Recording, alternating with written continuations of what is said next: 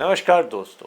आज से 25-30 साल पहले बहुत ही कम, साल में मुश्किल से 4-5 केस हम देखा करते थे इस बीमारी के। लेकिन आजकल हर महीने कम से कम 8 से 10 केस सिर्फ मेरी ओपीडी में ही आ रहे हैं। पाइलोनेडल साइनस एक स्वेलिंग बनती है, फिर उसमें बहुत भीषण दर्द होता है, बुखार भी आ सकता है। तो आप जानना चाहेंगे कि आखिर ऐसा होता क्यों है, ये पस आता कहाँ से है? क्या ये बॉडी के अंदर से आता है? क्या ये हड्डी में से आता है? क्या ये पसीने की वजह से आता है? क्या ये ऑयल ग्लैंड्स की वजह से आता है? अगर ये हमारे बैक का हिस्सा है जहाँ पर हम बैठते हैं, ये हमारी पीठ है, तो पाइलोनेडल साइनस अक्सर इस एरिया में पाई जाती है। इसका मुख्य कारण है, जीप ड्राइवर्स डिजीज़ का भी नाम दिया गया था कि पुरुषों में इस बीमारी की संख्या अधिक होती है, महिलाओं में ये कम पाई जाती है। कि इसका इलाज कैसे हो? सबसे सरल तरीका है कि हम एक कट लगाएं, लेकिन अगर नहीं जल्दी कोई इलाज कराता तो ये कट, ये निशान, ये सुराख और बढ़ जाते हैं और इधर इधर भी आते हैं। अगर ओपन मेथड हुआ तो 4 से 6 हफ्ते तक ड्रेसिंग चलती है। कोई भी सर्जन मैंने देखा है ऑपरेशन तो कर देते हैं, मरीज़ ठीक भी हो जाता है, लेकिन मैंने देखा मरीज़ अभी साल भर भी नहीं हुआ या 1.5 साल भी नहीं हुआ फिर हमारे सामने बैठा है। इसलिए मैं अपने सब मरीज़ों को ये बोलता हूँ कि आपको जैसे ही ये सर्जरी हो जाए, इसके बाद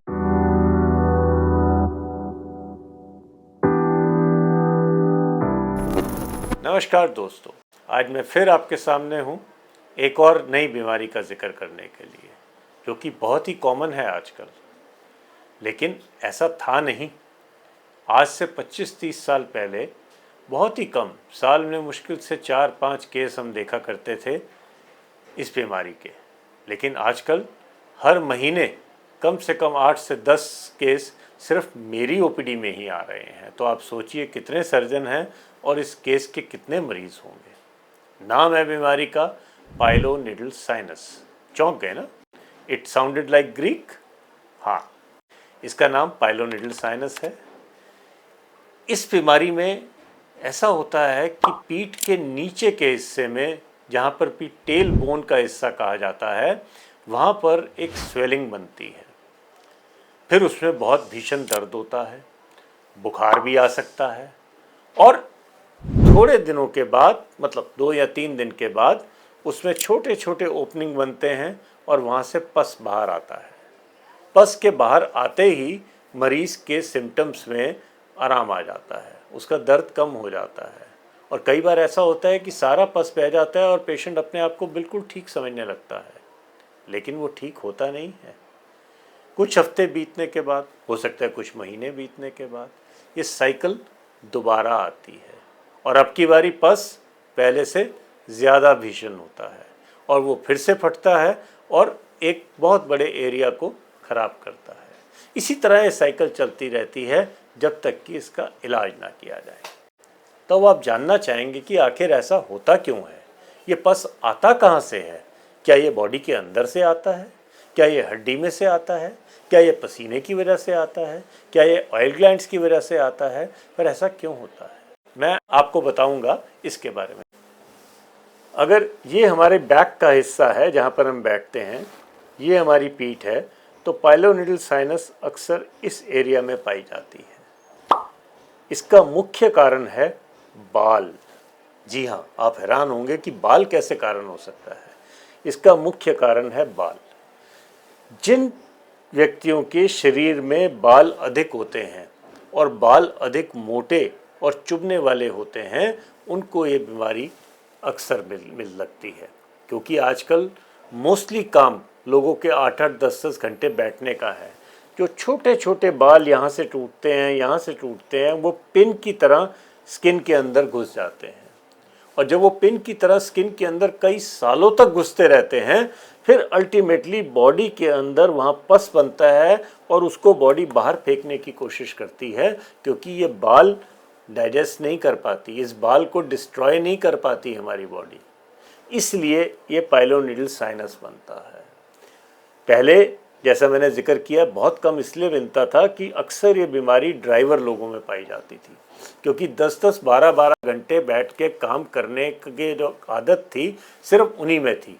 गाड़ियों में एयर कंडीशनर नहीं होते थे, पसीना होता था, और बैठे रहने से सीटें जो कि बड़ी हार्ड होती थी उस वक्त ट्रक्स में और जीप्स में, तो उनके अंदर ये साइनस बनती थी, और अक्सर इसको जीप ड्राइवर्स डिजीज़ का भी नाम दिया गया था। लेकिन आजकल तो सभी के सभी लोग जीप ड्राइवर बने हैं, 10-10 घंटे बैठ रहे हैं। फ़र्क इतना है कि माहौल एयर कंडीशन है और कुर्सियां थोड़ी कंफर्टेबल हैं, लेकिन बॉडी पे बाल हैं, तो ये बीमारी का सामना अक्सर कई लोगों को करना पड़ता है। क्योंकि बाल मुख्यतः कारण है, इसलिए तो आप समझ ही गए होंगे कि पुरुषों में इस बीमारी की संख्या अधिक होती है, महिलाओं में ये कम पाई जाती है। अब क्वेश्चन आता है कि इसका इलाज कैसे हो। इसका बहुत ही सरल इलाज है, क्योंकि ये बीमारी जो भी है स्किन के अंदर है। किसी भी तरह से हमें पस निकालनी है, और जो रास्ता वहाँ बन गया है, जो साइनस बन गई है, उसको वहाँ से हटाना है। इसके बहुत सारे तरीके हैं, मैं आपको समझाना चाहूँगा। सबसे सरल तरीका है कि हम एक कट लगाएं यहाँ पर, पूरी की पूरी साइनस को भी निकाल दें, और सारा का सारा पस और बवाद जो भी इसके अंदर बना हुआ है उसको हम निकाल के बाहर करें। इसके अंदर यहाँ पर अक्सर बहुत सारे छोटे छोटे सुराख होते हैं एक लाइन में सेंटर के अंदर, और उसमें से हल्का हल्का पस बाहर आ रहा होता है। तो जितने भी वो सुराख होते हैं हमें सारे के सारे एक्सरसाइज करने पड़ते हैं। इसीलिए हम कहते हैं कि जितनी जल्दी इसका इलाज करा लीजिए तो ये कट छोटा पड़ेगा, लेकिन अगर नहीं जल्दी कोई इलाज कराता तो ये कट, ये निशान, ये सुराख और बढ़ जाते हैं और इधर इधर भी आते हैं। तो उस हालात में ये जितने भी हिस्से में सुराख है ये सारा निकालना पड़ेगा, और ज़ख्म बहुत बड़ा बनेगा और उसकी ड्रेसिंग में बहुत समय लगेगा। जब हम इस वुंड को इस तरह ड्रेन करके खुला छोड़ते हैं तो इसको ओपन मेथड कहा जाता है, और इस मेथड के अंदर जब हीलिंग होती है तो रिज़ल्ट सबसे अच्छा आता है, क्योंकि ये इसका कोई निशान नहीं छूटता। ये दोबारा मिड लाइन में जाके ज़ख्म मिलता है, पर हाँ ड्रेसिंग काफ़ी समय तक चलानी पड़ती है। दूसरी तरीका, अगर साइनस छोटा है और ज़्यादा गंदा नहीं है तो हम उसको साफ़ करके ऐसे ऐसे करके टाँके भी लगा सकते हैं। तीसरा तरीका फ्लैप मेथड। इसके अंदर क्योंकि ज़ख्म बड़ा होता है या बार बार हो चुका होता है तो हमें एक फ्लैप बनाना पड़ता है और उसको ऐसे करके चिपकाते हैं। ये एक अच्छा मेथड है, लेकिन इसकी सबसे बड़ी डिसएडवांटेज ये है कि ये जो निशान हैं टाँकों के, ये काफ़ी बड़े हिस्से में आते हैं। इसलिए अगर किसी लड़की को पैरानोडल साइनस बनती है तो अक्सर वो इस मेथड के लिए ऑप्ट नहीं करते हैं, लेकिन अगर करना पड़ेगा तो करना पड़ेगा सर। और लेटेस्ट मेथड जो इस पद्धति में आया है वो है लेज़र। लेज़र के अंदर हम कोई भी काट पीट नहीं करते हैं, इस साइनस को अंदर से साफ करते हैं, सारा मवाद निकाल देते हैं, और अगर हमारे पास वीडियो स्कोप है तो अंदर से एक छोटा सा मिन्यूट कैमरा डाल के देख भी लेते हैं कि कहीं कोई गंद रह तो नहीं गया। फिर नीचे से एक सुराख में से लेज़र की तार को हम अंदर डालते हैं, और धीरे धीरे इस पूरे रास्ते को जलाते हुए लेज़र से हम बाहर आ जाते हैं। सबसे कम दर्द इस मेथड में होती है, सबसे कम ड्रेसिंग की आवश्यकता इस मेथड में होती है, सबसे जल्दी सर्जरी इस मेथड में होती है।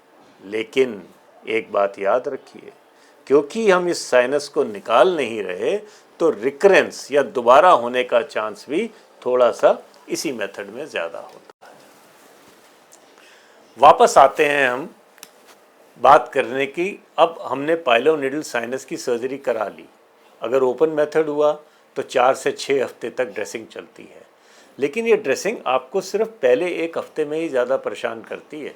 उसके बाद मेरे सारे मरीज़ रोज़ाना ड्रेसिंग करा के या दफ्तर से वापस आके ड्रेसिंग कर लेते हैं, और थोड़े दिनों में घर में उनका कोई भी साथी उनकी ड्रेसिंग कर पाता है, क्योंकि ये ड्रेसिंग बॉडी के अंदर नहीं जाती है, ये बहुत ज़्यादा डीप नहीं होती है, सिर्फ ज़रूरत होती है कि उस ज़ख्म को एक बारी खोल के अच्छे से साफ़ कर दिया जाए, इससे ज़्यादा नहीं। जब फ्लैप बनता है तो इतनी ज़्यादा ड्रेसिंग की आवश्यकता नहीं होती, जब हम उसको स्टिच कर देते हैं तो भी इतनी ड्रेसिंग की आवश्यकता नहीं होती है, और लेज़र में भी बहुत कम ड्रेसिंग लगती है। लेकिन कोई भी सर्जन मैंने देखा है ऑपरेशन तो कर देते हैं, मरीज़ ठीक भी हो जाता है, लेकिन मैंने देखा मरीज़ अभी साल भर भी नहीं हुआ या 1.5 साल भी नहीं हुआ फिर हमारे सामने बैठा है कि जी ये तो दोबारा हो गई। हाँ, ये दोबारा हो जाएगी। क्यों? मैंने शुरू में क्या बताया कि इसका कारण है बाल, और अगर हमने बालों का ट्रीटमेंट नहीं किया तो वो बाल फिर से टूट के अंदर जाएंगे, वो फिर से पस बनेगा और वहाँ से फिर यही कहानी रिपीट होगी। इसलिए मैं अपने सब मरीज़ों को ये बोलता हूँ कि आपको जैसे ही ये सर्जरी हो जाए इसके बाद इन बालों का लेज़र ट्रीटमेंट कराना पड़ेगा। लेज़र ट्रीटमेंट मतलब लेज़र से बालों को जला दिया जाए ताकि वो बाल दोबारा आए ही ना। सबसे पहले ज़ख्म के आसपास के बाल जलाए जाते हैं और फिर धीरे धीरे ऊपर जाते हुए मिड लाइन में जहाँ पर भी ज़्यादा बाल हैं उनको जला दिया जाता है ताकि ना रहेगा बांस, ना बजेगी बांसुरी। अगर हम बालों का कुछ नहीं करेंगे तो ये बीमारी दोबारा आएगी ही आएगी। कुछ लोग रिपीटेडली वैक्सिंग कराने लग जाते हैं, कुछ लोग उनकी शेविंग करना शुरू कर देते हैं। वैक्सिंग तो ठीक है, लेकिन शेविंग में हमने देखा है कि अक्सर बाल और छोटे हो जाते हैं और नुकीले हो जाते हैं। इसलिए मैं सबको यही सजेशन देता हूं कि आप लेज़र ट्रीटमेंट कराइए। लेज़र ट्रीटमेंट हम नहीं करते हैं, डर्मेटोलॉजिस्ट करते हैं। थोड़ा सा महंगा होता है लेकिन इस बीमारी से परमानेंट इलाज मिल जाता है।